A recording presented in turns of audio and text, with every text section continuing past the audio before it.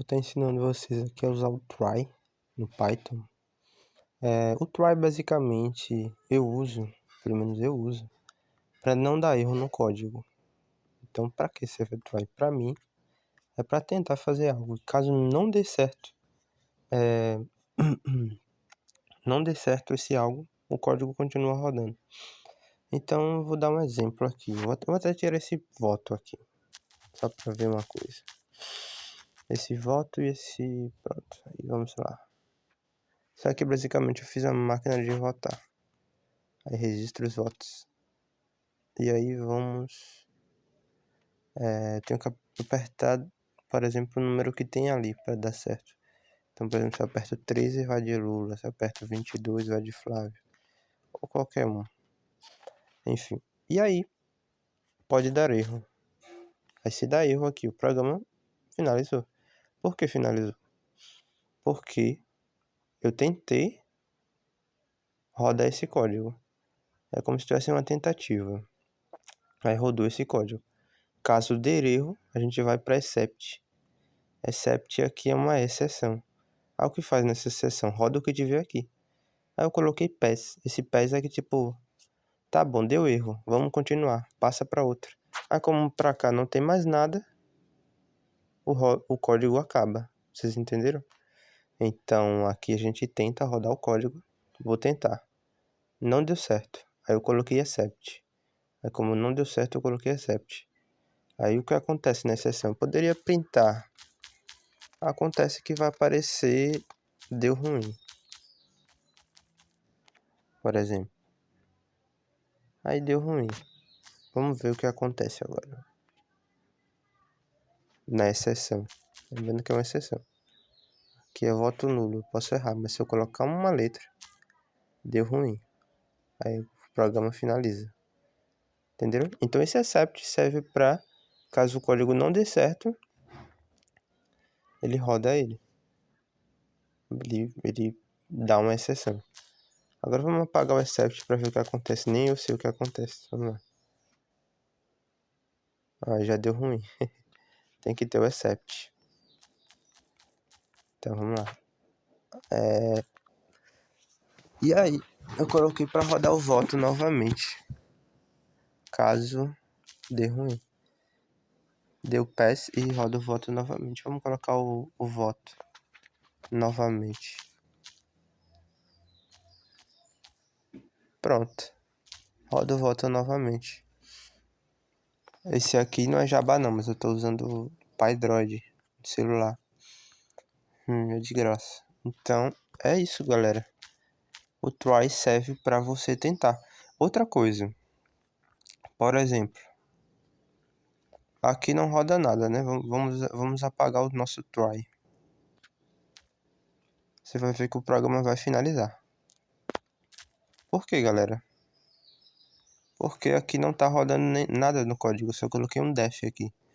E para rodar esse def, que é outra coisa que vocês podem aprender se você não sabe ainda, eu tenho que colocar aqui, ó, voto. Pronto.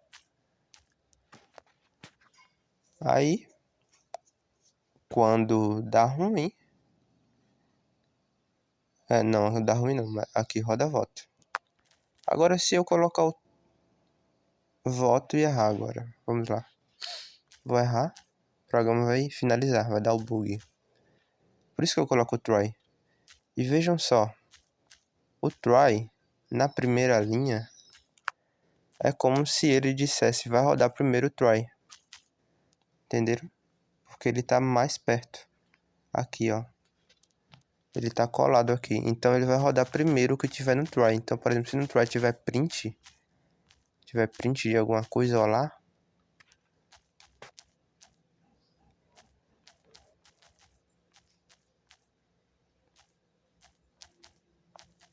Se o try tiver um print,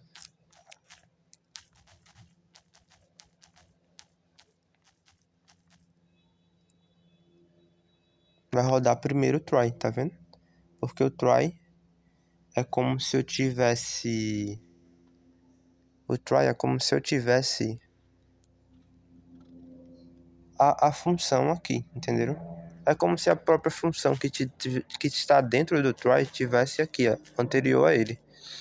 Então o try só serve para eu puxar essa função de um modo que ela não dê erro. Vocês entenderam? E caso dê erro, o código continua. Vocês entenderam? O código não dá pau. Então o else, que é caso não seja nenhuma das opções, não seja atendido nenhuma das opções, ele ainda é suscetível a erros. Por quê? Ele é suscetível a erros, nada mais nesse código. Porque eu coloquei aqui o input para receber um int. Um int, na verdade, é uma variável que só suporta números inteiros. Então, por exemplo, 10 é um número inteiro. Agora, se eu coloco 10.1, não é um número inteiro. Então, nessa função, toda vez que eu não coloco o número inteiro, ela vai dar erro. Então, por exemplo, na função dos votos. Então, por exemplo, isso aqui é ao vivo, tá? Então, por exemplo, se eu coloco 12, vai registrar o voto ali, deu nulo. Ali o nulo eu acredito que já é o else. Agora, tipo, qualquer coisa vai dar nulo, que é o else. Agora se eu coloco 45.1, dá erro. E aí o programa para. Então ele não foi pro else, mesmo que seja uma exceção. Por que não foi pro else? Porque eu só estou recebendo aqui números inteiros. Então o bug não foi do else. O bug não foi que não foi pro else. O bug foi que aqui no próprio input deu erro. Porque ele não recebeu um número inteiro. Ele recebeu um número que já tem um ponto aqui. Que não é um número inteiro. Então se eu colocasse uma string, por exemplo, se eu colocasse J, ia dar erro do mesmo jeito. Ia dar erro do mesmo jeito. Então para não dar erro, eu coloco esse código aqui no try. Então lembrando, quando eu coloco o try e coloco qualquer coisa aqui, é como se eu estivesse puxando essa coisa para cá. Então se eu coloco o voto aqui, é como se o voto estivesse aqui, ó. É como se o voto estivesse aqui atrás do try. Só que o try vai rodar ele de uma maneira que não dê erro. De uma maneira que, caso dê erro, alguma exceção, na verdade ele vai dar erro. Mas caso aconteça alguma exceção que dê erro, o código continua rodando. E o código roda onde você quiser. Então eu posso colocar voto aqui de novo. Eu vou colocar voto aqui de novo.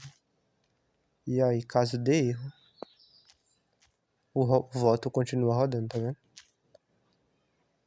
E aqui já deu erro de novo, né? Então eu teria que colocar outro try para continuar rodando. Então eu teria que colocar o try num loop.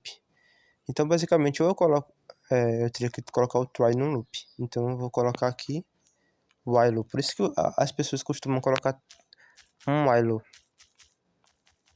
Porque aí você não precisa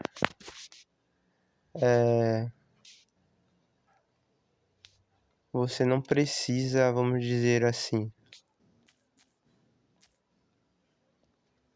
não precisa, por exemplo, colocar aqui voto de novo. Vai rodar em while, que eu já coloco pass. Que aqui o código continua. E como aqui é um while true, né? Um while true. Como aqui o código continua, ele volta pro começo. E o começo aqui no try. Então quando eu coloco o while, é como se eu tivesse com o try aqui atrás dele. E aí ele já roda no try. E o try traz o voto pra cá. O voto que tá dentro do try vai pra cá. Aí ele sempre volta pra ele de novo.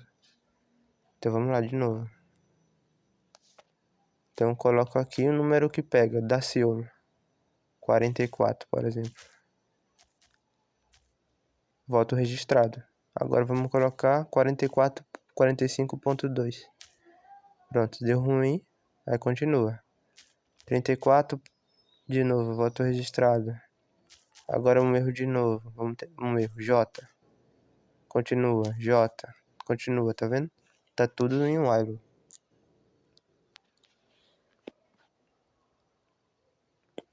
Então, é assim que você usa o try. Eu aprendi isso ontem. Eu tô aprendendo assim, gente. Tipo, tudo aqui tá sendo ao vivo, tá? Tipo, eu tava querendo rodar esse código sem dar erro. Eu lembrei do try. Ah, o try faz isso. Só que, tipo, eu fiz o try ontem. Eu testei o try ontem. O try except.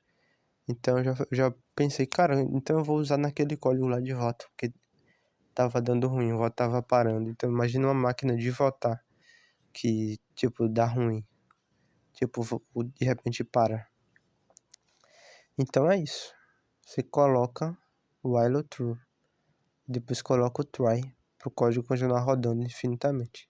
E caso o código não é para rodar infinitamente, você apaga o while true. E tipo, tiver outra coisa aqui embaixo, depois do except, por exemplo,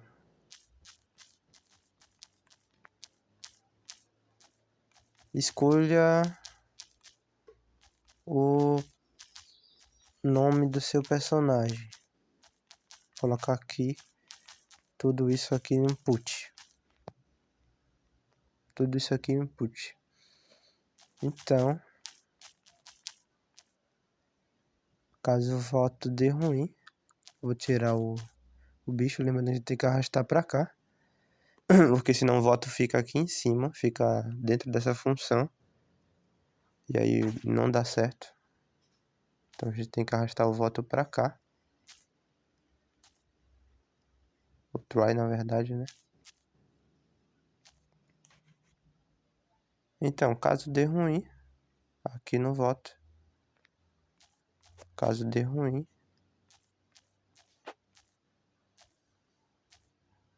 a gente vai pro escolha seu personagem. Entenderam?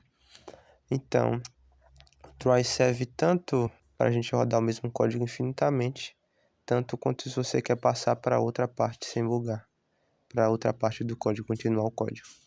Então é isso aí, galera. Espero que vocês saibam agora usar o try.